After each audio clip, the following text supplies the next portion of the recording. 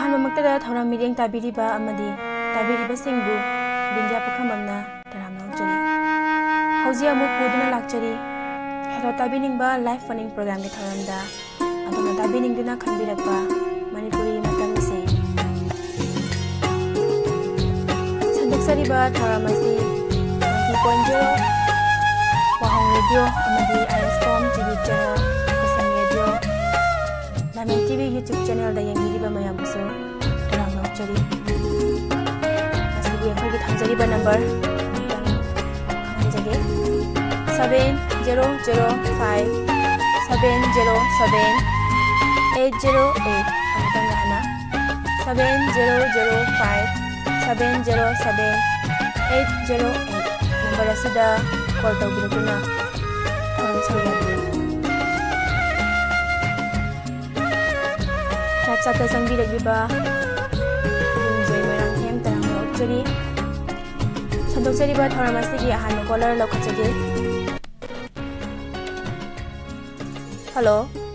Hello, good morning ma'am. Good morning, ꯃꯤꯡ ꯂꯩꯐꯝ ꯍꯥꯏꯕꯤꯌꯨ꯫ ꯃꯦꯝ, ꯑꯩ ꯊꯧꯕꯥꯜ ꯐꯥꯎꯗꯦꯟꯗꯒꯤ ꯕꯤꯗ꯭ꯌꯥꯔꯥꯅꯤ꯫ ꯀꯔꯤ ꯃꯊꯦꯜ ꯆꯥꯕꯤꯔꯒꯦ ꯏꯆꯦ? ꯃꯦꯝ, ꯀꯥꯡꯒꯧ ꯑꯃꯒ ꯏꯔꯣꯝꯕ ꯑꯃꯒ꯫ ꯌꯥꯝ ꯅꯨꯡꯉꯥꯏ ꯏꯆꯦ, ꯉꯁꯤꯒꯤ ꯁꯟꯗꯣꯛꯆꯔꯤꯕ ꯊꯧꯔꯝ ꯑꯁꯤꯒꯤ ꯑꯍꯥꯟꯕ ꯀꯣꯂꯔ ꯏꯆꯦꯅ ꯑꯣꯏꯕꯤꯔꯦ꯫ ꯀꯔꯝꯕ ꯏꯁꯩ ꯈꯟꯕꯤꯒꯗꯕꯅꯣ? ꯃꯦꯝ, ꯅꯤꯡꯊꯧꯖꯝ ꯃꯥꯔꯇꯤꯟꯁꯅ ꯁꯛꯄ ꯖꯃꯨꯅꯥ ꯊꯧꯆꯣꯡꯒꯤ ꯃꯌꯦꯛꯇ ꯀꯣꯄꯤ ꯀꯣꯛꯅ ꯁꯩꯔꯥꯡꯕ ꯅꯤꯡꯁꯤꯡꯂꯤꯕ ꯃꯇꯝꯗ ꯇꯧꯕꯗ ꯇꯥꯖꯒꯦ ꯃꯦꯝ꯫ ꯌꯥꯝ ꯐꯖꯕ ꯏꯁꯩ ꯑꯃ ꯈꯟꯕꯤꯔꯛꯑꯦ ꯏꯆꯦ꯫ ꯏꯁꯩ ꯇꯥꯕꯤꯅꯤꯡꯕꯁꯤꯡ ꯍꯥꯞꯄꯤꯒꯗꯕ ꯂꯩꯕ꯭ꯔꯣ? ꯃꯦꯝ, ISCOM ꯌꯦꯡꯕꯤꯔꯤꯕ, ꯗꯥꯏꯃꯟ TV ꯇꯥꯕꯤꯔꯤꯕ, ꯋꯥꯍꯣꯡ ꯔꯦꯗꯤꯑꯣ ꯇꯥꯕꯤꯔꯤꯕ, ꯑꯗꯨꯒ ꯂꯥꯏꯚ ꯆꯥꯠꯇ ꯂꯩꯕꯤꯔꯤꯕ, ꯈꯨꯠꯁꯦꯝ ꯂꯥꯏꯚꯇ ꯇꯥꯕꯤꯔꯤꯕ ꯂꯣꯏ ꯄꯨꯝꯅꯃꯛꯀ ꯇꯥꯃꯤꯟꯅꯖꯔꯒꯦ ꯃꯦꯝ꯫ ꯌꯥꯝ ꯅꯨꯡꯉꯥꯏꯖꯩ ꯏꯆꯦꯅ ꯈꯟꯕꯤꯔꯛꯂꯤꯕ ꯏꯁꯩ ꯅꯤꯡꯊꯧꯖꯝ ꯑꯥꯔꯇꯤꯁꯀꯤ ꯈꯣꯟꯖꯦꯜꯗ ꯁꯛꯂꯤꯕ ꯏꯁꯩꯅꯤ꯫ ꯃꯌꯥꯝ ꯄꯨꯟꯅ ꯇꯥꯃꯤꯟꯅꯁꯤ, ꯏꯁꯩ ꯈꯨꯗꯣꯜ ꯇꯝꯖꯒꯦ꯫ ꯊꯦꯡꯛ ꯌꯨ ꯃꯦꯝ꯫ ꯊꯥꯒꯠꯆꯔꯤ꯫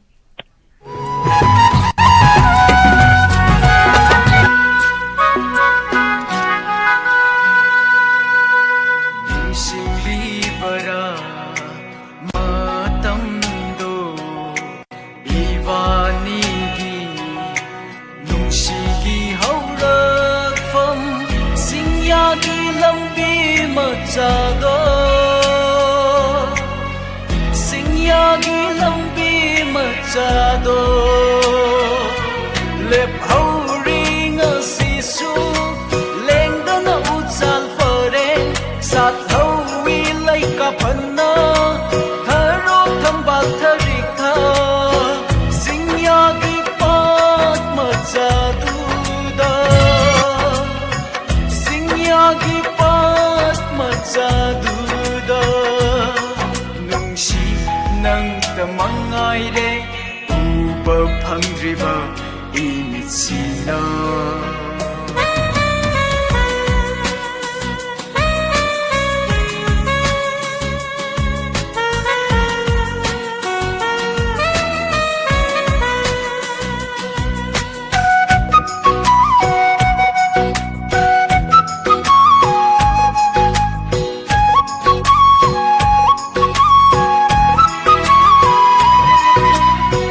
saknakiba nungsi wasak ngoina na palen panthauge yathang inkrabi nangbu kauge ngamdare mikuksida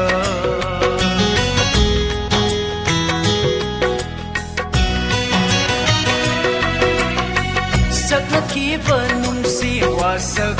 ngoina na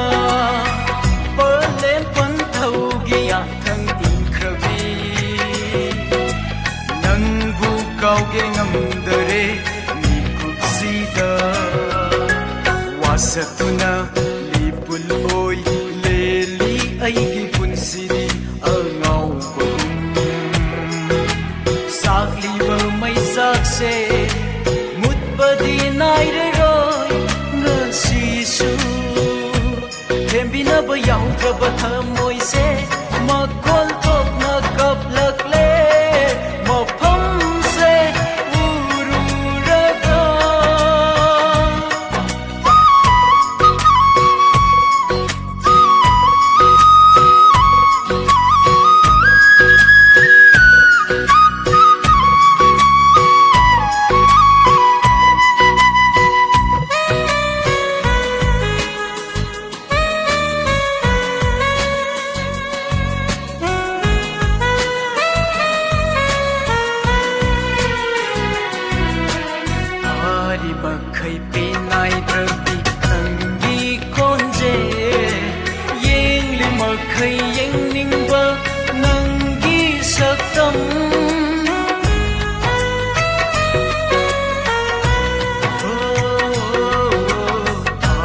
ꯃꯈꯩ ꯄꯤꯅꯥꯏꯗ꯭ꯔꯕꯤ ꯅꯪꯒꯤ ꯈꯣꯟꯖꯦꯜ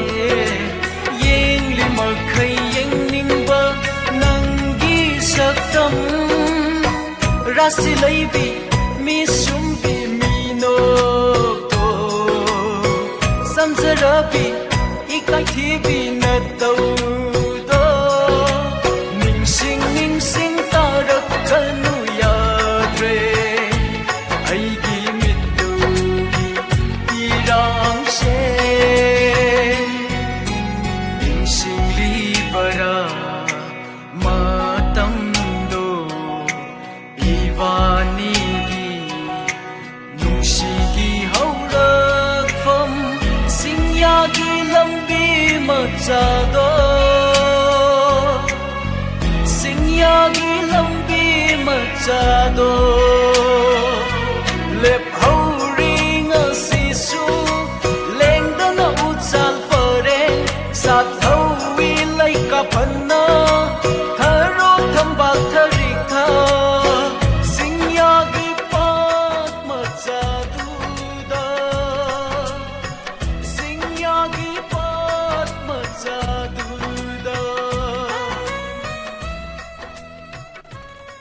थागतचरी खुदोलगी अहानबदा आर्टिस्ट निंगथौजागी मयेक्ता याना फजबा इसै अमा मयाम पुना तामिनाख्रे लाइव साता संबिरकलिबा तोंबा वांगजम तरामनोकचरी तामोचौ अमुजाव ब्राजील तरामनोकचरी रंजू वाहेंगबम सेलिना थांगजम तरामनोकचरी इबुंग रोबी थौरम सरुक याबिरकपा तरामनोकचरी इमा सखी युमनाम तरामनोकचरी इमा KH मजहार तरामनोकचरी इबुंग जितेन तरामनोकचरी थौरम सरुक याबिरकपा मदी मेगाहस 90.0 वाहों रेडियो दा ताबिरिबा मयामबुसो तरामनोकचरी खुदोलगी अनि सुबदा लखचगे हेलो हेलो मिस तरामनोकचरी मिंग लेफम हाइबियो आई बेंगी ममांग लेकाई दे ननाव को मिस ननाव साइसिंग चाबिरबो चाक चारे मिस करी मथेल चाबिरगे ngasi iromba oina sar ada karamba isai khanbigadino miss रोसिबिना ना सकपा इनाक्ता लैरी ngै खंखिदे तबदो ताजगे याम थुना लोइसनगी इसैसे sai सकपा हैतबा मिस याम फजना ngang याम है छै ताबिनिंग बसिंग हापी गदब्रो ताबिनिंग बहितंग हाइजरके हाइबियो चाउबी राशेश्वरी दगी अबे रोमिला देवकी धनेश्वरी अंजलि दगी चे शांथलेम्बी नीकुमारी सिने यानी मिस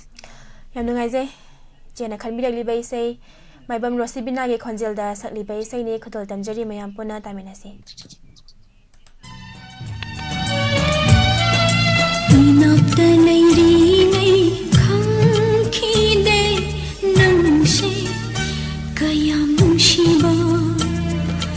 इनाक्ता लैरी ngै खंखिदे नंसे कयाम नुंसिबा लाखगा खंगलगले ngasiता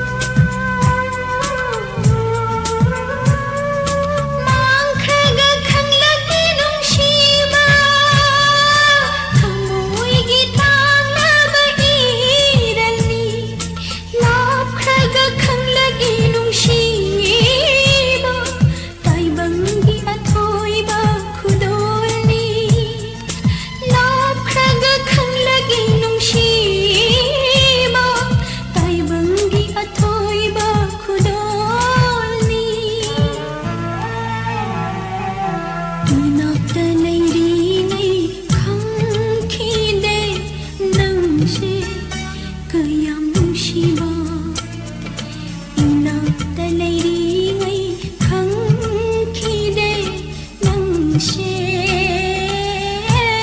ꯀꯌꯥꯝ ꯅꯨꯡꯁꯤꯕ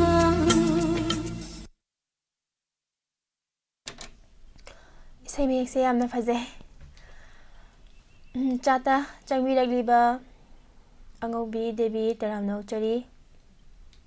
ꯏꯆꯦ ꯔꯥꯁꯦꯁꯣꯔꯤ ꯅꯣꯡꯃꯥꯏꯊꯦꯝ ꯇꯔꯥꯝꯅ ꯑꯣꯛꯆꯔꯤ ꯏꯆꯦ ꯇꯣꯝꯕꯤ ꯗꯦꯕꯤ ꯇꯔꯥꯝꯅ ꯑꯣꯛꯆꯔꯤ ꯀꯩꯁꯥꯝ ꯔꯥꯃꯦꯁꯣꯔ ꯁꯤꯡ ꯇꯔꯥꯝꯅ ꯑꯣꯛꯆꯔꯤ ꯇꯣꯝꯕ ꯋꯥꯡꯖꯝ ꯊꯥꯒꯠꯆꯔꯤ ꯃꯌꯥꯝ ꯄꯨꯝꯅꯃꯛ ꯁꯟꯗꯣꯛꯆꯔꯤꯕ ꯊꯧꯔꯝ ꯂꯥꯏꯚ ꯐꯣꯅꯤꯡ ꯄ꯭ꯔꯣꯒ꯭ꯔꯥꯝ ꯊꯧꯔꯝ ꯑꯁꯤꯗ ꯁꯤꯖꯤꯟꯅꯖꯔꯤꯕ ꯅꯝꯕꯔꯁꯦ ꯑꯃꯨꯛꯇꯪꯒ ꯈꯪꯍꯟꯖꯒꯦ 7005707808 ꯑꯃꯨꯛꯇꯪꯒ ꯍꯟꯅ 7005707808 ꯅꯝꯕꯔ ꯑꯁꯤꯗ ꯀꯣꯜ ꯇꯧꯕꯤꯔꯛꯇꯨꯅ ꯊꯧꯔꯝ ꯁꯔꯨꯛ ꯌꯥꯕꯤꯌꯨ ꯕꯕ꯭ꯂꯨ ꯑꯣꯏꯅꯥꯝ ꯄꯨꯔꯅꯤꯃꯥꯁꯤ ꯑꯣꯏꯅꯥꯝ ꯇꯔꯥꯝꯅ ꯑꯣꯛꯆꯔꯤ ꯃꯊꯪꯒꯤ ꯀꯣꯂꯔ ꯑꯃꯨꯛ ꯂꯧꯈꯠꯆꯒꯦ ꯍꯜꯂꯣ ꯍꯜꯂꯣ ꯃꯤꯁ ꯇꯔꯥꯝꯅ ꯑꯣꯛꯆꯔꯤ ꯃꯤꯡ ꯂꯩꯐꯝ ꯍꯥꯏꯕꯤꯌꯨ ꯃꯤꯁ ꯑꯩ ꯔꯟꯖꯤꯇꯥ ꯀꯩꯁꯥꯝ ꯅꯣꯡꯄꯣꯛ ꯏꯉꯣꯔꯣꯛꯇꯒꯤ ꯏꯆꯦ ꯆꯥꯛ ꯆꯥꯕꯤꯔꯕꯣ ꯆꯥꯔꯦ ꯀꯔꯤ ꯃꯊꯦꯜ ꯆꯥꯕꯤꯔꯒꯦ ꯉꯁꯤꯗꯤ ꯉꯥ ꯑꯣꯏꯅ ꯆꯥꯔꯦ ꯏꯟꯖꯥꯡ ꯑꯍꯥꯎꯕ ꯑꯃꯁꯨ ꯆꯥꯔꯦ ꯑꯗꯨꯒ ꯀꯣꯜꯁꯨ ꯐꯪꯉꯦ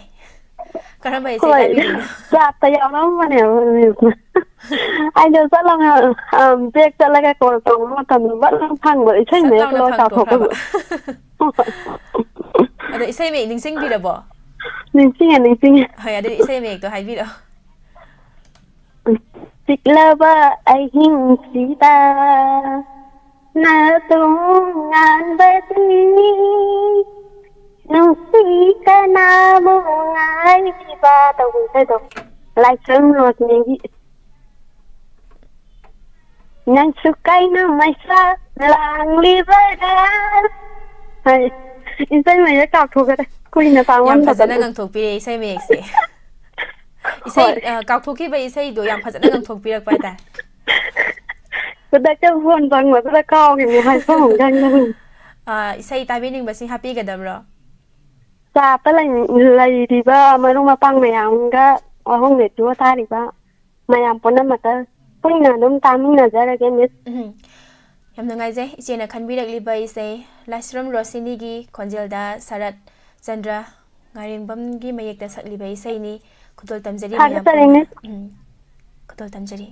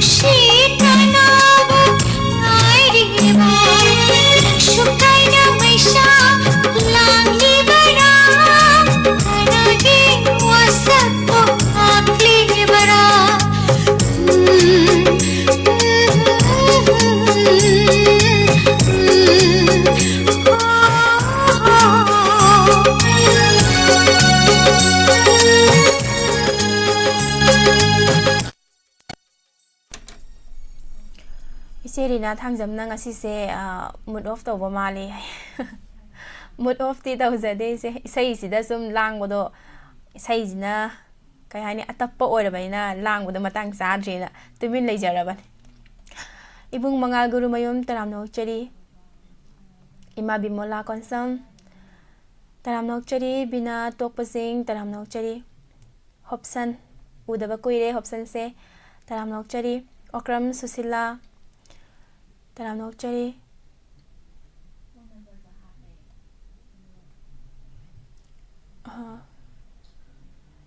ꯀꯧꯔꯝꯃꯣꯗ ꯔꯣꯜ ꯀꯧꯔꯔꯣꯏꯗ꯭ꯔꯣ ꯔꯤꯇꯥ ꯀꯣꯟꯊꯧꯖꯝ ꯎꯍꯧꯗꯕ ꯑꯣꯏꯔ ꯃꯥꯜꯂꯦ ꯌꯥꯝ ꯅꯨꯡꯉꯥꯏꯖꯩ ꯍꯥꯏꯕꯤꯔꯛꯄ ꯇꯔꯥꯝꯅ ꯑꯣꯛꯆꯔꯤ ꯊꯧꯔꯝ ꯁꯔꯨꯛ ꯌꯥꯕꯤꯔꯛꯄ ꯊꯥꯒꯠꯆꯔꯤ ꯃꯌꯥꯝ ꯄꯨꯝꯅꯃꯛ ꯊꯧꯔꯝ ꯁꯔꯨꯛ ꯌꯥꯕꯤꯔꯛꯂꯤꯕ ꯑꯃꯗꯤ ꯇꯣꯉꯥꯟ ꯇꯣꯉꯥꯟꯕ ꯄ꯭ꯂꯦꯠꯐꯣꯝꯁꯤꯡꯗ ꯇꯥꯕꯤꯔꯤꯕꯁꯤꯡꯕꯨꯁꯨ ꯇꯔꯥꯝꯅ ꯑꯣꯛꯆꯔꯤ ꯃꯊꯪꯒꯤ ꯀꯣꯂꯔ ꯂꯧꯈꯠꯆꯒꯦ ꯍꯜꯂꯣ ꯍꯜꯂꯣ ꯇꯔꯥꯝꯅ ꯑꯣꯛꯆꯔꯤ ꯃꯤꯡ ꯂꯩꯐꯝ ꯍꯥꯏꯕꯤꯌꯨ ꯑꯩ ꯁꯃꯔꯥ ꯃꯅꯤꯡ ꯂꯩꯀꯥꯏꯗꯒꯤ ꯈꯥꯡꯉꯦꯝꯕꯝ ꯕꯦꯝꯕꯦꯝ ꯀꯔꯝꯕ ꯏꯁꯩ ꯈꯟꯕꯤꯗꯣꯏꯅꯣ ꯈꯨꯟꯗ꯭ꯔꯥꯛꯄꯝ ꯖꯤꯕꯟꯒꯤ ꯁꯥꯈꯤ ꯑꯣꯏꯍꯧꯔꯅꯤ ꯄꯥꯛꯆꯤꯡꯒꯤ ꯎꯂꯦꯟꯅ ꯇꯧꯕꯗꯣ ꯑꯗꯨꯗꯨꯝꯇ ꯇꯥꯖꯒꯦ ꯏꯁꯩꯁꯦ ꯃꯦꯗꯥꯝꯒꯤ ꯈꯣꯟꯖꯦꯜꯗꯒꯤ ꯃꯇꯦꯛ ꯑꯃꯇ ꯉꯪꯊꯣꯛꯄꯤꯔꯝꯕ ꯌꯥꯒꯗ꯭ꯔꯣ ꯉꯪꯕꯗꯤ ꯍꯩꯇꯤꯌꯦ ꯈꯣꯟꯖꯦꯜꯗꯣ ꯌꯥꯝ ꯐꯖꯕ ꯑꯗꯣ ꯏꯁꯩꯁꯨ ꯐꯖꯔꯝꯒꯗꯕ ꯃꯥꯜꯂꯦ ꯇꯥꯖꯅꯤꯡꯕ ꯁꯨꯝ ꯃꯦꯗꯥꯝ ꯍꯣꯏꯅ ꯊꯥꯒꯠꯄꯤꯕ ꯑꯣꯏꯔꯝꯒꯅꯤꯗ ꯑꯗꯣ ꯃꯦꯗꯥꯝ ꯏꯁꯩ ꯇꯥꯕꯤꯅꯤꯡꯕꯁꯤꯡ ꯍꯥꯞꯄꯤꯒꯗꯕ꯭ꯔꯣ ꯇꯥꯕꯤꯅꯤꯡꯕꯁꯦ ꯑꯗꯨꯝ ꯍꯥꯞꯆꯔꯔꯣꯏ ꯔꯦꯗꯤꯑꯣ ꯇꯥꯔꯤꯕ ꯂꯥꯏꯚ ꯁꯥꯏꯠꯇ ꯂꯩꯕꯤꯔꯤꯕ ꯃꯌꯥꯝ ꯄꯨꯝꯅꯃꯛꯀ ꯑꯗꯨꯝ ꯂꯣꯏꯅ ꯇꯥꯃꯤꯟꯅꯖꯔꯒꯦ ꯑꯗꯨꯒ ꯑꯇꯩ ꯑꯗꯨꯝ ꯃꯤꯡ ꯑꯣꯏꯅ ꯄꯟꯗ꯭ꯔꯒꯁꯨ ꯌꯥꯝ ꯅꯨꯡꯉꯥꯏꯖꯩ ꯈꯨꯟꯗ꯭ꯔꯥꯛꯄꯝ ꯖꯤꯕꯜꯒꯤ ꯈꯣꯟꯖꯦꯜꯗ ꯁꯛꯂꯤꯕ ꯏꯁꯩꯅꯤ ꯈꯨꯗꯣꯜ ꯇꯝꯖꯔꯤ ꯃꯌꯥꯝ ꯄꯨꯟꯅ ꯇꯥꯃꯤꯟꯅꯁꯤ ꯊꯦꯡꯛ ꯌꯨ ꯊꯥꯒꯠꯆꯔꯤ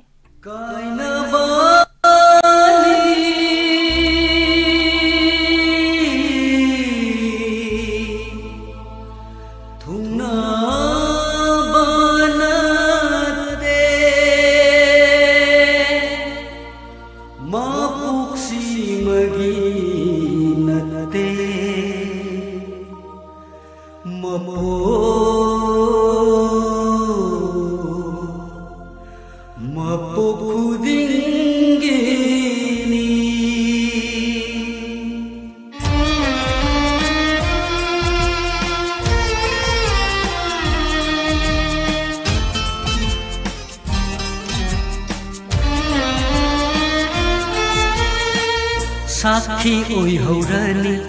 वाक्सिंगी उले साखी ओइहौरनी वाक्सिंगी उले ngairami matabu aigi punsi sinanga nungsi turbanda idom phamladuna nungsi turbanda idom phamladuna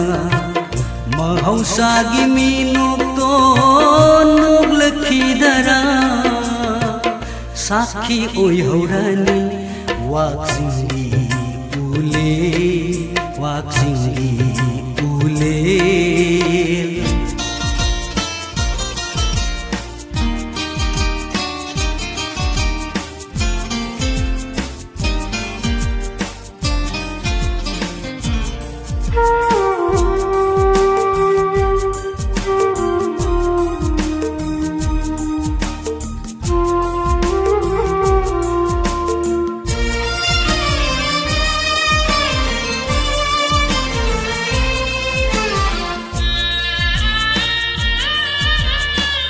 angau bamalanba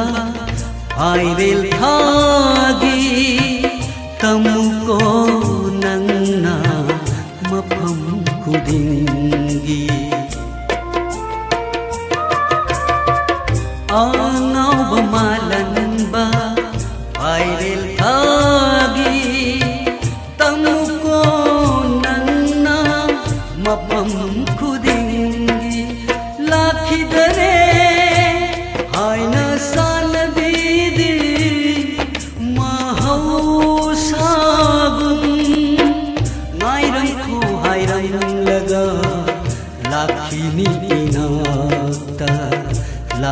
ꯂꯥꯛꯈꯤꯗꯔꯦ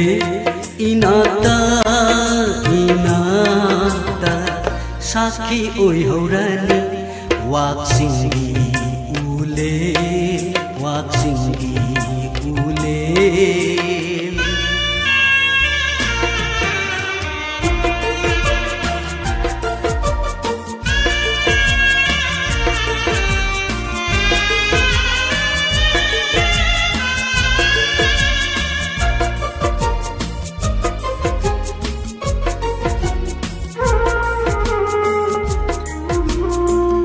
mahausa기 kumsa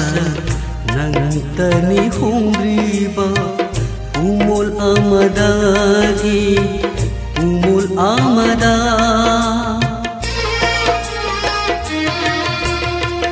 mahausagi kumsa nangtani hungriba umul amadagi umul amada thamoy on khare thamoy on khare sangi madi minam biram laga minam bahai rava thamoy gu sakhi oi haurani waksingi साखी ओइहौरनी वाक्सिंगी उले ngairami matbu aigi punsi sinanga nungsi turbanda idom phamladuna nungsi turbanda idom phamladuna mahausagi minokto लखीदरा साखी ओइहौरनी वाक्सिंगी उले साखी ओइहौरनी वाक्सिंगी उले साखी ओइहौरनी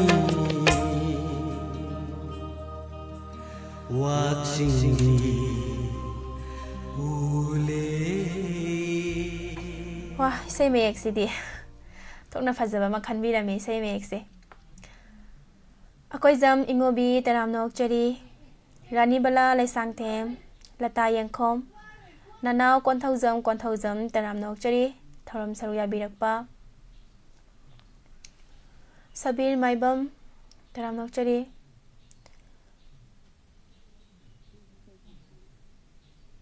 Sushila लैफ्राकपम Moirang फिवांगबम लेकाई दगी हाबिबने good afternoon तराम नोकचरी संदोक्सरिबा थौरमसी तोंगान तोंगानबा platform सिंगदा यंगबिरिबा ताइबिरिबा सिंगबुसु काइखुमनबो चरी मथंगी collar लखचगे hello hello तराम नोकचरी Ming लेफम हाइबियो आई उखोंसांग ममांग लेकाई दगी रोनी करी मथल चाबिरेगे ngasi iron boy ne tare miss ngasi se iromba se adum yame mi se karam bai sai tabi dino thongam la singina sakpa kana gi thongjin da leb lu ni to do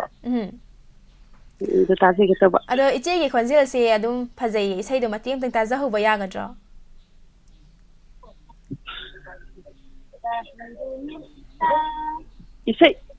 isai saroi ge da ai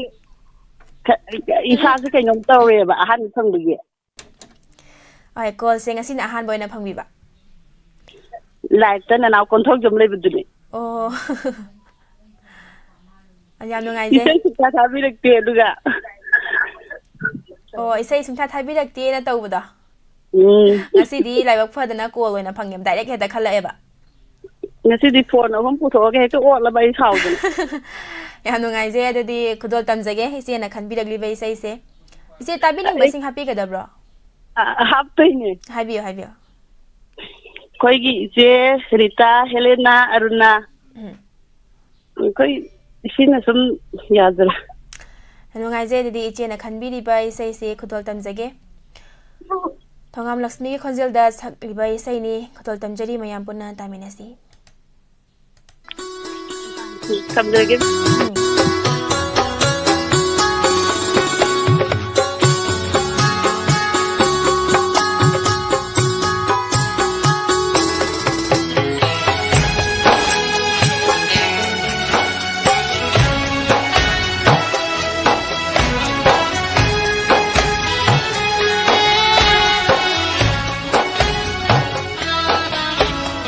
ꯀꯅꯥꯒꯤ ꯊꯣꯡꯖꯤꯟꯗꯕꯨ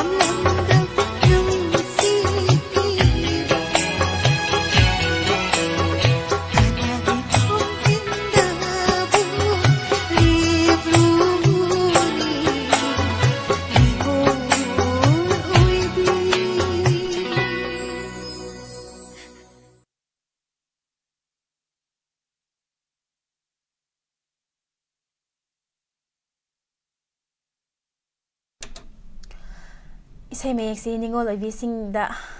ꯅꯤꯡꯉꯣꯜ ꯑꯣꯏꯕꯤꯁꯤꯡꯒꯤ ꯄꯨꯟꯁꯤꯗ ꯌꯥꯝꯅ ꯊꯣꯛꯂꯤꯕ ꯏꯁꯩ ꯃꯌꯦꯛ ꯑꯃꯅꯤ ꯌꯥꯝꯅꯁꯨ ꯐꯖꯩ ꯄꯨꯛꯅꯤꯡ ꯌꯥꯝ ꯅꯨꯡꯁꯤꯈ꯭ꯔꯦ ꯏꯁꯩꯁꯦ ꯁꯕꯤꯔ ꯃꯥꯏꯕꯝꯁꯦ ꯏꯁꯩꯁꯦ ꯇꯥꯔꯒ ꯀꯔꯤ ꯇꯧꯔꯕꯅꯣ ꯊꯃꯣꯏ ꯌꯥꯝ ꯀꯥꯏꯕꯤꯔꯝꯃꯤ ꯅꯅꯥꯎ ꯀꯣꯟꯊꯧꯖꯝꯅ ꯈꯟꯕꯤꯔꯝꯕ ꯏꯁꯩꯅꯤ ꯅꯅꯥꯎ ꯀꯣꯟꯊꯧꯖꯝ ꯉꯁꯤꯗꯒꯤꯗꯤ ꯆꯥꯇ ꯈꯣꯜꯂꯥꯎ ꯂꯥꯎꯕꯁꯦ ꯈꯔ ꯂꯦꯞꯀꯗꯕ ꯃꯥꯜꯂꯦ ꯏꯁꯩ ꯈꯜꯂꯝꯃꯕꯅꯤꯅ ꯄꯨꯖꯥ ꯇꯔꯥꯝꯅ ꯑꯣꯛꯆꯔꯤ ꯅꯝꯕꯔ ꯑꯃꯨꯛꯇ ꯄ꯭ꯂꯤꯖ ꯑꯩꯈꯣꯏꯒꯤ ꯁꯤꯖꯤꯟꯅꯖꯔꯤꯕ ꯅꯝꯕꯔꯁꯦ ꯑꯃꯨꯛꯇꯪꯒ ꯍꯟꯅ ꯈꯪꯍꯟꯖꯒꯦ 7005 707 808 ꯑꯃꯨꯛꯇꯪꯒ ꯍꯟꯅ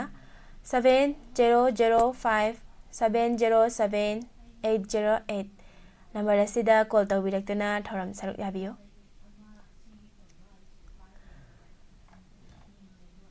ꯏꯃꯥ ꯁꯈꯤ ꯇꯔꯥꯝꯅ ꯑꯣꯛꯆꯔꯤ ꯏꯆꯦ ꯃꯕꯦꯝ ꯀꯛꯆꯤꯡ ꯇꯔꯥꯝꯅ ꯑꯣꯛꯆꯔꯤ ꯊꯧꯔꯝ ꯁꯔꯨꯛ ꯌꯥꯕꯤꯔꯛꯄ ꯃꯊꯪꯒꯤ ꯀꯣꯂꯔ ꯑꯃꯨꯛ ꯂꯧꯈꯠꯆꯒꯦ ꯍꯜꯂꯣ ꯍꯜꯂꯣ ꯇꯔꯥꯝꯅ ꯑꯣꯛꯆꯔꯤ ꯃꯤꯡ ꯂꯩꯐꯝ ꯍꯥꯏꯕꯤꯌꯨ ꯇꯣꯝ ꯋꯥꯡꯖꯝ ꯈꯦꯡꯃꯟꯗꯒꯤ ꯃꯤ ꯍꯜꯂꯣ ꯍꯜꯂꯣ ꯈꯤꯇꯪ ꯀꯟꯅ ꯍꯥꯏꯕꯤꯕ ꯌꯥꯒꯗ꯭ꯔꯥ ꯈꯣꯟꯖꯦꯜꯁꯦ ꯌꯥꯝ ꯇꯞꯅ ꯇꯥꯖꯔꯕ ꯑꯣ ꯇꯣꯝꯕ ꯋꯥꯡꯖꯝ ꯈꯦꯡꯃꯟꯗꯒꯤ ꯇꯔꯥꯝꯅ ꯑꯣꯛꯆꯔꯤ ꯁꯥꯔ ꯀꯔꯝꯕ ꯏꯁꯩ ꯈꯟꯕꯤꯔꯤꯅꯣ ꯑꯁꯦꯡꯕꯗꯤꯅ ꯁꯛꯄ ꯀꯌꯥꯗ ꯅꯪꯒ ꯃꯅꯣꯟ ꯇꯧꯕꯗꯣ ꯑꯗꯣ ꯁꯥꯔ ꯏꯁꯩ ꯇꯥꯕꯤꯅꯤꯡꯕꯁꯤꯡ ꯍꯥꯞꯄꯤꯒꯗꯕ꯭ꯔꯣ ꯂꯥꯏꯐ ꯆꯥꯞꯇ ꯂꯩꯕ ꯃꯌꯥꯝ ꯑꯗꯨꯝ ꯇꯥꯃꯤꯟꯅꯖꯔꯒꯦ ꯌꯦꯃꯂꯥ ꯀꯨꯟꯁꯝ ꯔꯖꯤꯗꯥꯛꯁ ꯑꯗꯨꯝ ꯃꯌꯥꯝ ꯄꯨꯟꯅ ꯑꯗꯨꯝ ꯇꯥꯃꯤꯟꯅꯖꯔꯒꯦ ꯃꯤꯁ ꯋꯥꯍꯣꯡꯒꯤꯗꯣ ꯂꯩꯕ ꯃꯌꯥꯝ ꯄꯨꯟꯅ ꯌꯥꯝ ꯅꯨꯡꯉꯥꯏꯖꯩ ꯁꯥꯔ ꯏꯁꯩꯁꯦ ꯁꯥꯔꯒꯤ ꯈꯣꯟꯖꯦꯜꯗꯒꯤ ꯉꯪꯊꯣꯛꯑꯝꯕꯒꯤ ꯈꯨꯗꯣꯡꯆꯥꯕꯗꯤ ꯂꯩꯒꯗ꯭ꯔꯣ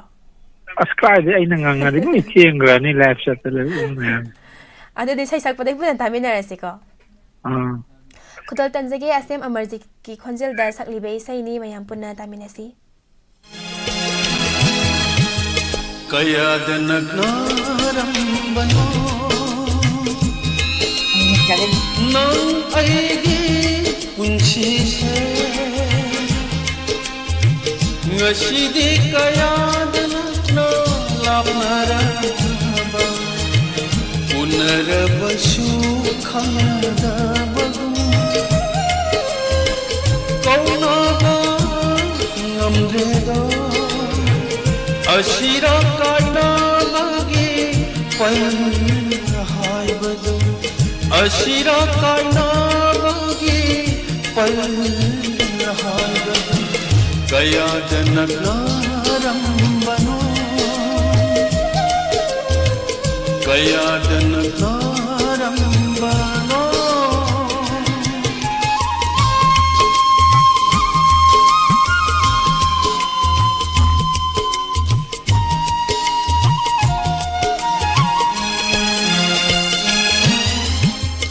ꯑꯩꯕꯨ ꯎꯔꯒ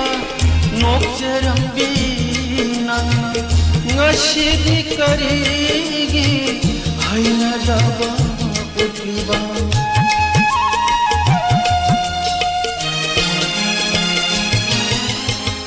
ꯑꯩꯕꯨ ꯎꯔꯒ ꯅꯣꯛꯆꯔꯝꯕꯤ ꯅꯪꯅ ꯉꯁꯤꯗꯤ ꯀꯔꯤꯒꯤ ꯍꯩꯅꯗꯕ ꯍꯪꯕꯅꯤ ꯋꯥꯍꯪꯁꯦ ꯅꯪꯒꯤ ꯊꯃꯣꯏꯗ ꯍꯪꯕꯅꯤ ꯋꯥꯍꯪꯁꯦ ꯅꯪꯒꯤ ꯊꯃꯣꯏꯗ ꯌꯦꯡꯖꯕꯁꯤ ꯅꯠꯇꯅ ꯍꯪꯖꯕꯗꯤ ꯉꯝꯗꯦ ꯌꯦꯡꯖꯕꯁꯤ ꯅꯠꯇꯅ ꯍꯪꯖꯕꯗꯤ ꯉꯝꯗꯦ ꯀꯌꯥꯗ ꯅꯛꯅꯔꯝꯕꯅꯣ ꯅꯪ ꯑꯩꯒꯤ ꯄꯨꯟꯁꯤꯁꯦ ꯀꯌꯥꯗ ꯅꯛꯅꯔꯝꯕꯅꯣ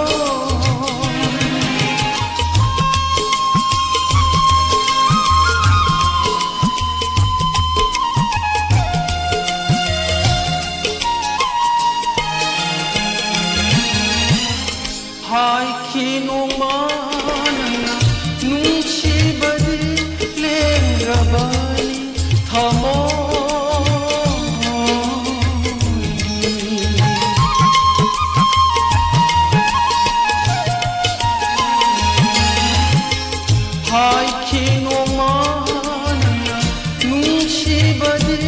ꯂꯦꯡꯗ꯭ꯔꯕꯅꯤ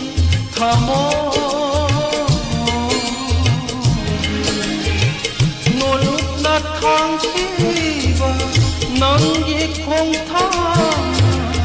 ꯅꯣꯂꯨꯛꯅ ꯊꯥꯡꯈꯤꯕ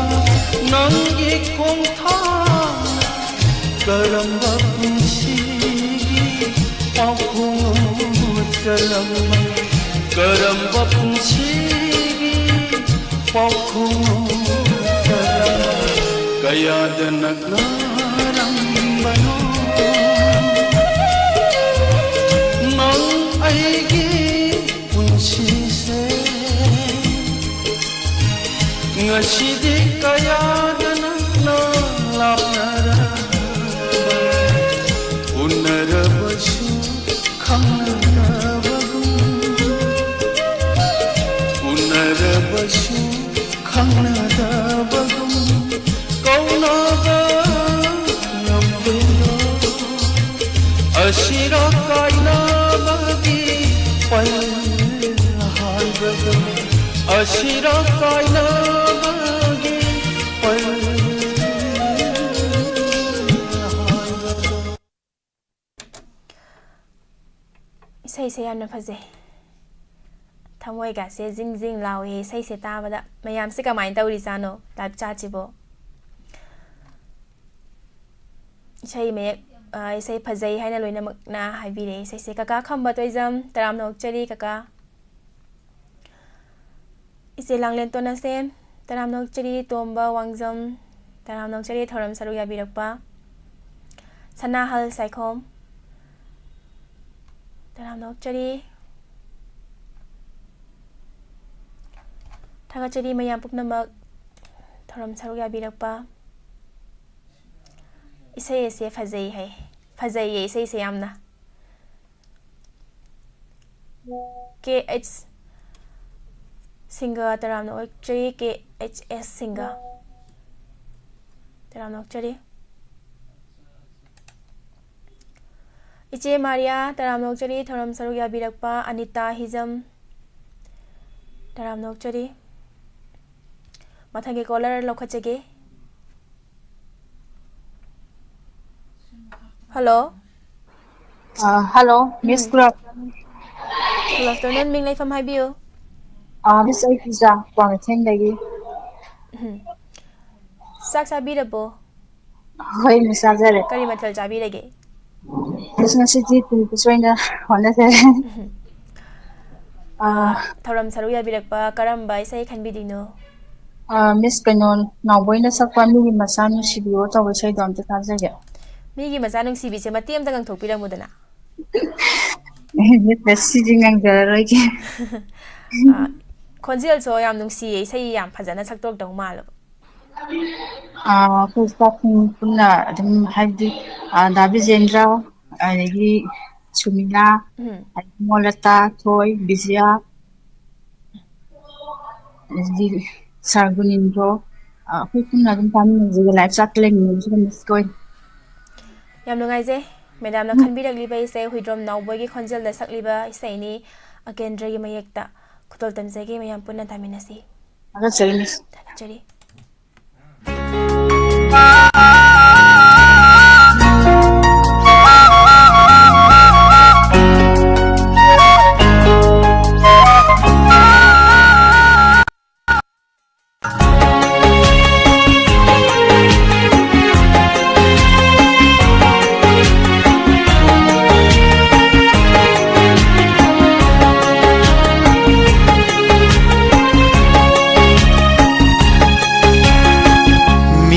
Macha nungsibi o nungsibi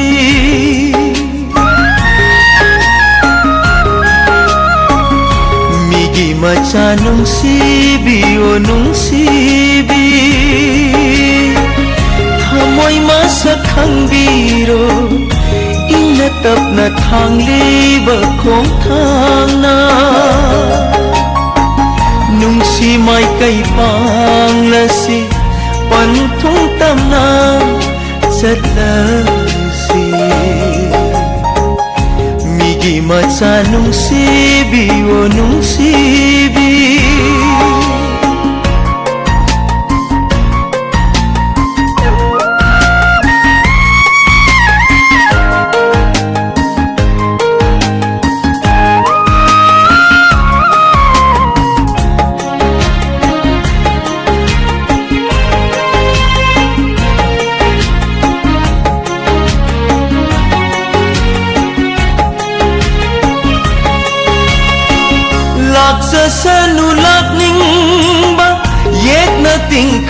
kayashu arembani pumnama nungsibagi mafamda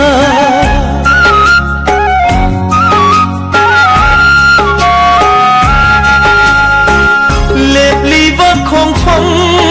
say leng la roi dra upani naning tam na yepiro uri oina nahakna migi macha nungsibi o nungsibi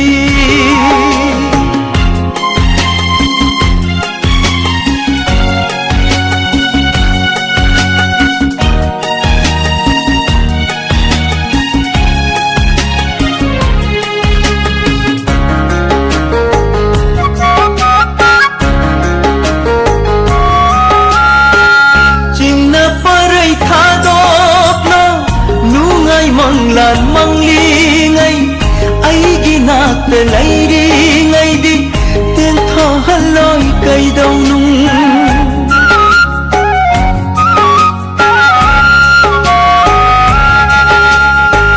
yom sin kra ba ka yom ni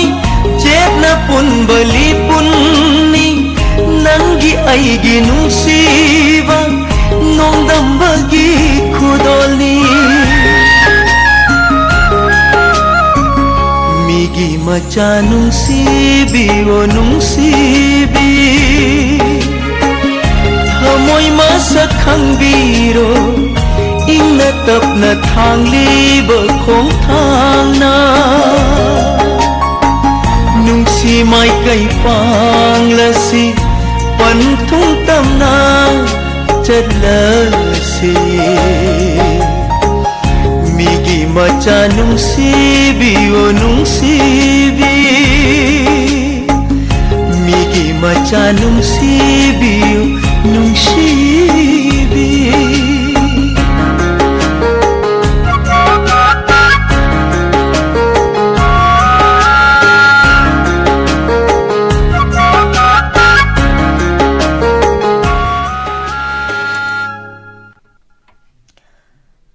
Sigi isay singside loina fazay amana heli amana watli haifam laiti loina fazay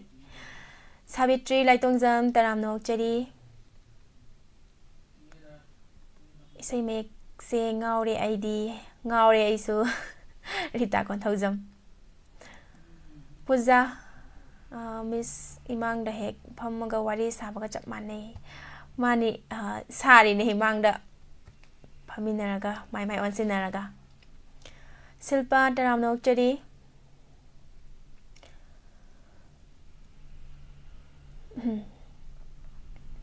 Nabachandra TH good afternoon taramnok chari ise palmai taramnok chari rol marom tagak thongge kana laidi kana chatkhirge yenge mutum promilla ranjita kaisam herojit mangang UK taramnok chari mangal guru mayum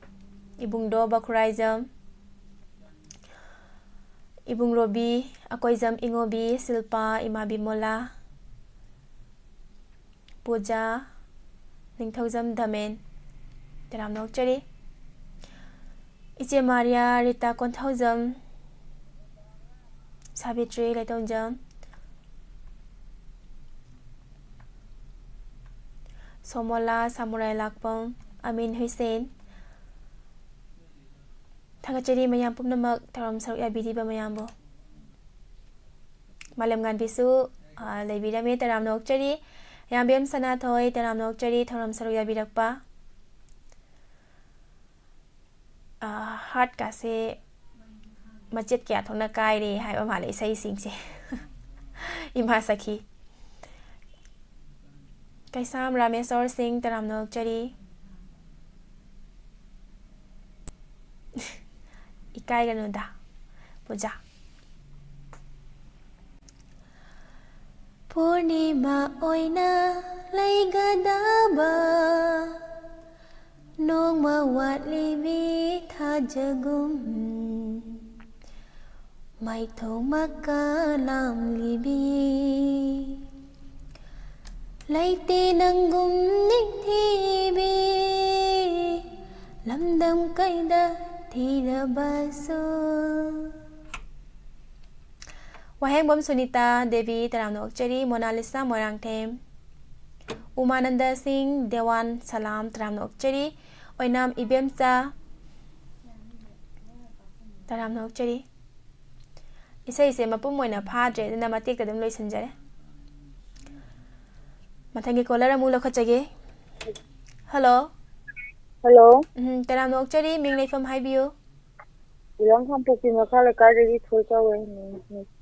ถอยไฮบิบโรมิงเสีย aw กะรีมาเทลจาบีเลยเก siya saka lu gairol อีรวนบันนาเมงาซินามุงารางนากังซอย ฮาบิโอกะรัมบาเซตาบีเดโน kun de diari ki panthogi sangai ni si bche to ro ta be ge ปัน aw ทอกิ miss สัน kai no ne video da na tape ko phone na thuri gi to be de gi thadok pera เรดิโอดนะตับไปให้บะ aw ngang go de video no ko le ba ไกนะเรดิโอดนะทุบอมดิทอกปะนี่ 2D akhoi na si ha na ngang gi jeng video da ko nong lai ba ก็ไม่ต่ออีจานะ aduni anda hangi na hande gi kallen เรดิโอดีคุดักแต่ดมลากปะเนี่ยบะแล้วก็ YouTube สินะกะตังดีสโลว์โอยปะเนี่ยเด้อก็ไม่ต่ออีจานะคังเจ video na ko la we ba khoi ngang go jina ha le ba โอ้ก็ไม่ต่อนะคังเจ khang de jina na ngai na wa ji tau de ba ta che tha wa da gi kai no video na ko la ba phone da ngang go jina ha na ngang tho ga ko na ก็ไม่ต่ออีโนให้ไปตั้งยิงใจเกอันนั้นเมดามกีใส่ตัวกุญแจวิหารีกีใส่ให้ปะใส่ตัวมาเตี้ยมันตั้งกันถูกปีนันบยากระจ้ะ ai di sen na mo je kai na je ta wa sarak toกะสิเสใส่สักปีอยู่กันน้ำตะยาบีเดร ado mi soina dum thakui yo ko ji ta ba gi sarak to dum mo je ge ado kai nom ta ga am ta khan ba mai am ta khangau ge หอยหันเดียว kai jeni hai ku jam hai do sa gi ma cha ra ba หอยมาเนี่ยหอยซาร์เจนสกี้มาจาก o kas ka ka ra ja no ฟาเซียร์ไม่กล้าดีเนี่ยฮันต o ai man ba hai ta sa gi ma cha ba mo ma le อันนี้เมดามนะคันบีเด็กไปใส่เซ็กขดลตำจะไปยาละบรอ o ya ge แต่บีนิ่งไปซิงแฮปปี้กันดับรอแฮปปี้ ado wa hong chen ta bi pu no mo ga ta ja ra ge da ยามยังไงเจ้บีกุญแจวิหารีซาร์มากี่คอนเจลดะสักดีไปใส่นี้ขดลตำจะดีมายามปุ่นนาตามินาซี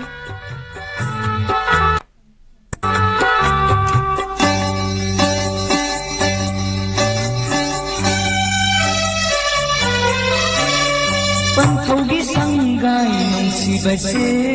hang horani imom oi binan na sarabadi Panthogi sangai nong si base hang horani imom oi binan na sarabadi amatang na amutang yeng hoge hingol oi binang na sa tri ngaida anaw ba yung nasagay on duna ho na paulamdam kadok duna sa tri ngaida panthogi sanggay nung si base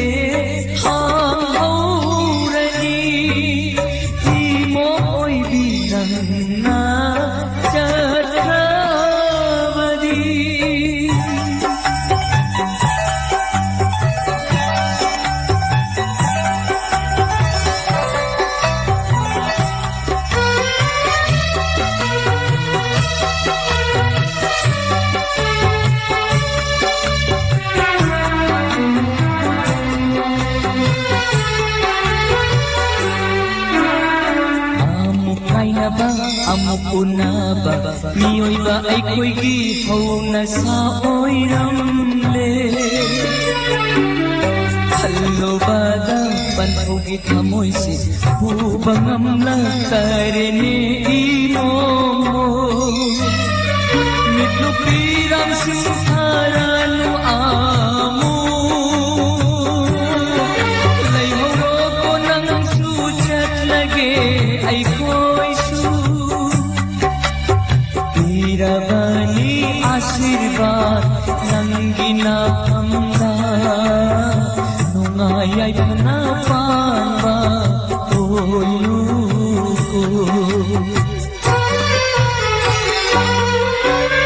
Panthaugi sangai nungsibase haurani imo oibi nangna lai haurabara Panthaugi sangai nungsibase haurani imo oibi nangna lai haurabara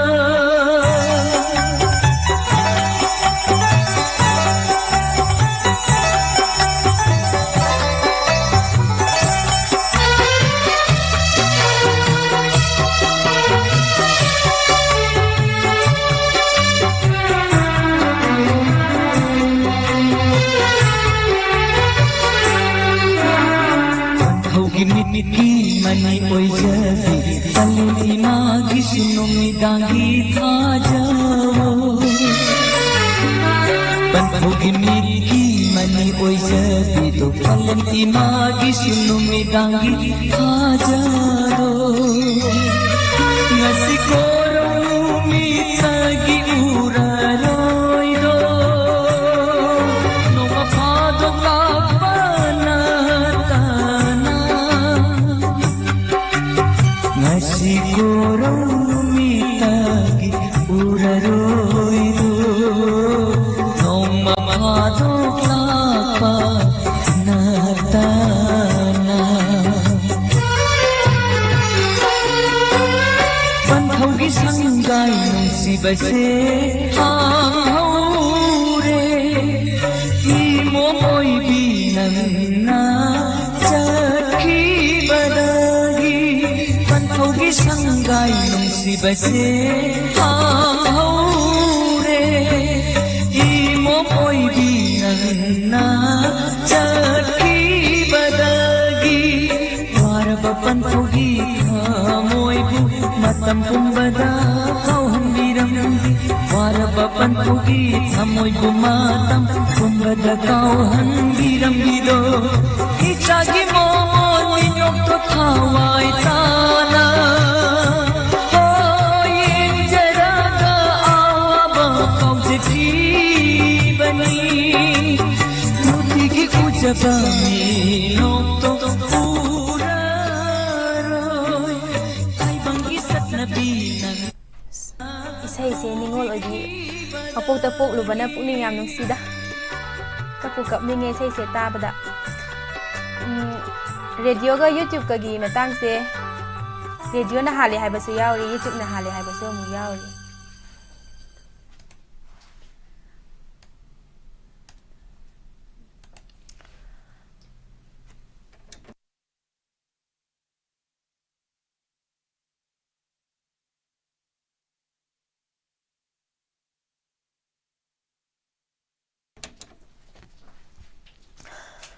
Waikhom Premabati Taram Nokchari Thoram Saruk Yabirakpa Ibung Doba Joymati Konthaujam Taram Nokchari Robert Usam Ukidaba Yamna Kuire Ibung Se Taram Nokchari Amin Hussein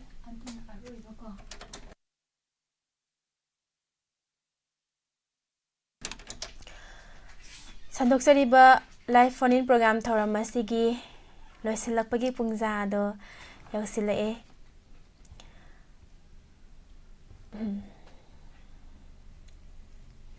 ka ise Maria Miseya di haisib kai matangino khangja hodre Sandoksariba thoram asi megahertz 90.0 wahong radio da tabiriba ISCOM TV channel da yengbiriba khusem radio da tabiriba amadi Diamond TV YouTube channel da yengbiriba mayam baso kai khumna bo chari phanghan bio call phanghan bio haina so haibi Sandoksariba thoram asigi aroiba caller lakhachage ꯑꯗꯨꯒ ꯃꯈꯥ ꯇꯥꯕ ꯊꯧꯔꯝꯗ ꯉꯁꯤꯒꯤ ꯄꯨꯛꯅꯤꯡꯒꯤ ꯋꯥꯔꯣꯜ ꯑꯃꯨꯛ ꯃꯌꯥꯝ ꯄꯨꯟꯅ ꯁꯔꯨꯛ ꯌꯥꯃꯤꯟꯅꯁꯤ ꯍꯜꯂꯣ ꯍꯜꯂꯣ ꯇꯔꯥꯝ ꯅꯣꯛꯆꯔꯤ ꯃꯤꯡ ꯂꯩꯐꯝ ꯍꯥꯏꯕꯤꯌꯨ ꯃꯤꯁ ꯕꯤꯟꯗꯤꯌꯥ ꯑꯩ ꯏꯆꯦ ꯊꯥꯡꯖꯃꯟ ꯆꯅꯥꯅꯤ ꯆꯥꯛ ꯆꯥꯕꯤꯔꯕꯣ ꯏꯆꯦ ꯑꯧ ꯆꯥꯔꯦ ꯀꯔꯤ ꯃꯊꯦꯜ ꯆꯥꯕꯤꯔꯒꯦ ꯏꯔꯣꯟꯕ ꯑꯃꯒ ꯆꯝꯐꯨꯠ ꯑꯃꯒ ꯆꯥꯔꯦ ꯏꯆꯦ ꯉꯁꯤꯗꯤ ꯂꯥꯏꯕꯛ ꯐꯔꯕ ꯑꯔꯣꯏꯕ ꯀꯣꯂꯔ ꯑꯣꯏꯕꯤꯔꯦ ꯏꯆꯦꯅ ꯀꯔꯝꯕ ꯏꯁꯩ ꯈꯟꯕꯤꯗꯣꯏꯅꯣ ꯏꯁꯩꯁꯦ ꯃꯣꯏꯔꯥꯡꯊꯦꯝ ꯇꯤꯀꯦꯟꯗ꯭ꯔꯅ ꯁꯛꯄ ꯅꯨꯡꯁꯤꯕꯤ ꯅꯪꯒ ꯀꯥꯏꯅꯔꯕ ꯃꯇꯨꯡꯁꯤꯗ ꯍꯥꯏꯕꯗꯨ ꯇꯥꯖꯒꯦ ꯍꯣꯏ ꯏꯁꯩ ꯌꯥꯝ ꯐꯖꯕ ꯑꯃꯁꯨ ꯈꯟꯕꯤꯔꯛꯑꯦ ꯑꯗꯣ ꯏꯁꯩꯁꯦ ꯃꯇꯦꯛ ꯑꯃꯇ ꯉꯪꯊꯣꯛꯄꯤꯔꯝꯕ ꯌꯥꯒꯗ꯭ꯔꯣ ꯑꯧ ꯃꯇꯦꯛ ꯑꯃ ꯉꯪꯖꯒꯦ ꯍꯩꯇ꯭ꯔꯁꯨ ꯏꯁꯩꯁꯦꯀꯣ ꯏꯁꯩꯁꯤꯒꯤ ꯃꯅꯨꯡꯗ ꯑꯩꯅ ꯈ꯭ꯋꯥꯏꯗꯒꯤ ꯄꯥꯝꯖꯕ ꯃꯇꯥꯡꯗꯒꯤ ꯉꯪꯖꯔꯛꯑꯒꯦ ꯍꯧꯔꯒꯦꯀꯣ ꯍꯧꯕꯤꯔꯁꯤ ꯏꯆꯦ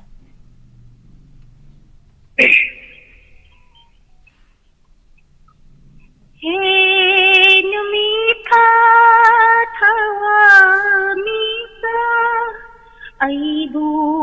ꯑꯃꯨꯛ ꯅꯣꯛꯅꯕꯤꯔꯅꯨ ꯍꯦꯟꯃꯤꯊꯥ ꯊꯋꯥꯃꯤꯁꯥ ꯑꯩꯕꯨ ꯑꯃꯨꯛ ꯅꯣꯛꯅꯕꯤꯔꯅꯨ ꯅꯨꯡꯁꯤꯃꯀꯥꯗ ꯃꯥꯏꯊꯤꯔꯕ ꯎꯄꯥꯏ ꯂꯩꯇ꯭ꯔꯕ ꯑꯩꯒꯤ ꯃꯄꯣꯛꯅꯤ ꯁꯤꯕꯨꯇꯪ ꯉꯪꯖꯒꯦ ꯑꯇꯣꯞꯄ ꯃꯈꯥ ꯇꯥꯕꯗꯤ ꯁꯤꯡꯒꯔꯗ ꯑꯣꯏꯇꯥꯔꯁꯤ ꯍꯣꯏ ꯌꯥꯝ ꯐꯖꯅ ꯁꯛꯄꯤꯌꯦ ꯏꯆꯦ ꯏꯁꯩꯁꯦ ꯏꯁꯩ ꯇꯥꯕꯤꯅꯤꯡꯕꯁꯤꯡ ꯍꯥꯞꯄꯤꯒꯗꯕ꯭ꯔꯣ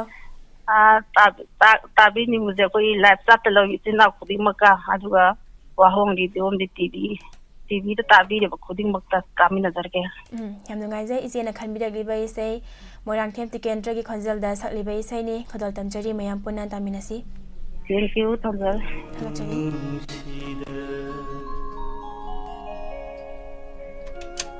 ꯅꯨꯡꯁꯤꯕꯤ ꯅꯪꯒ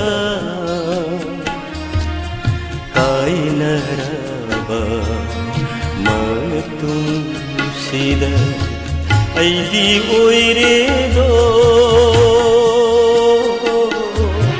ꯃꯪꯂꯥꯟꯒꯤ ꯄꯨꯟꯁꯤ ꯅꯤꯡꯁꯤꯡꯕ ꯀꯧꯕ ꯅꯪꯒꯤ ꯃꯨꯔꯇꯤ ꯊꯃꯣꯏꯗ ꯃꯃꯤ ꯇꯥꯗꯨꯅ ꯂꯩꯔꯦꯗꯣ ꯅꯨꯡꯁꯤꯕꯤ ꯅꯪꯒ ꯀꯥꯏꯅꯔꯕ ꯃꯇꯨꯡꯁꯤꯗ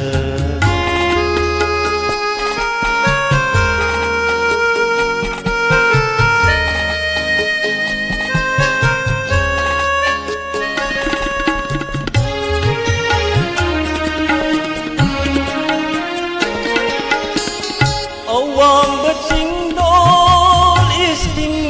ꯆꯥꯏꯕꯤ ꯃꯤꯠꯂꯨꯗ ꯄꯤꯔꯥ ꯁꯤꯟꯊꯔꯒ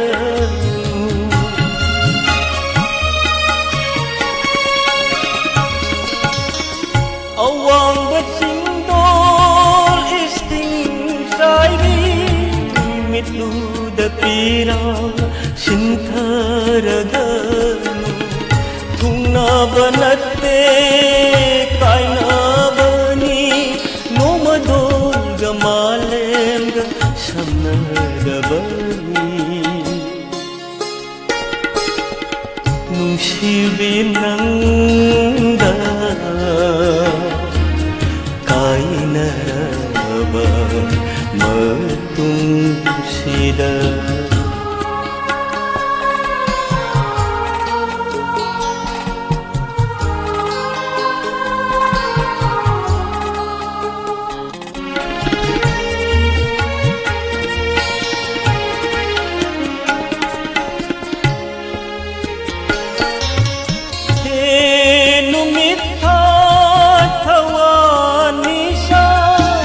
ꯑꯩꯕꯨ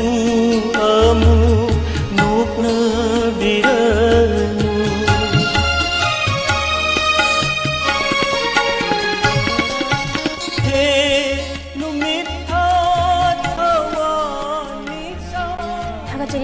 ꯄꯨꯝꯅꯃꯛ ꯁꯟꯗꯣꯛꯆꯔꯤꯕ ꯊꯧꯔꯝ ꯑꯁꯤꯕꯨ ꯍꯧꯕꯗꯒꯤ ꯂꯣꯏꯕ ꯐꯥꯎꯕ ꯇꯣꯉꯥꯟ ꯇꯣꯉꯥꯟꯕ ꯄ꯭ꯂꯦꯠꯐꯣꯔꯝꯁꯤꯡꯗ ꯌꯦꯡꯕꯤꯔꯤꯕ ꯇꯥꯕꯤꯔꯤꯕ ꯃꯌꯥꯝ ꯁꯟꯗꯣꯛꯆꯔꯤꯕ ꯂꯥꯏꯐ ꯐꯣꯟ ꯏꯟ ꯄ꯭ꯔꯣꯒ꯭ꯔꯥꯝ ꯊꯧꯔꯝ ꯑꯁꯤꯒꯤ ꯂꯣꯏꯁꯤꯜꯂꯛꯄꯒꯤ ꯄꯨꯡꯖꯥ ꯑꯗꯨ ꯌꯧꯁꯤꯜꯂꯛꯂꯦ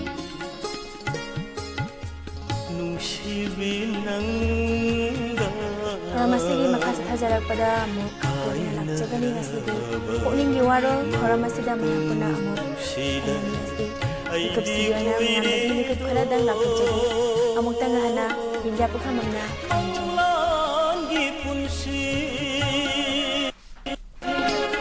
ꯅꯤꯡꯁꯤꯡꯕ ꯀꯧꯕ ꯅꯪꯒꯤ ꯃꯨꯔꯇꯤ ꯊꯃꯣꯏꯗ ꯃꯃꯤ ꯇꯥꯗꯨꯅ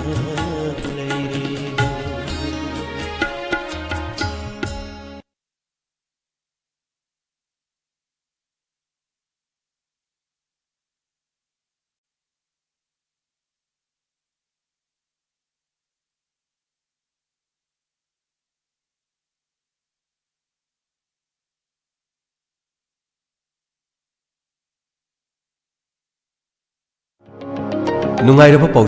ꯅꯨꯡꯉꯥꯏꯔꯕ ꯄꯥꯎꯖꯦꯜ ꯑꯗꯣꯝꯅ ꯁꯤꯚꯤꯜ ꯁꯔꯚꯤꯁ ꯑꯦꯛꯖꯥꯃꯤꯅꯦꯁꯟ ꯅꯠꯇ꯭ꯔꯒꯅ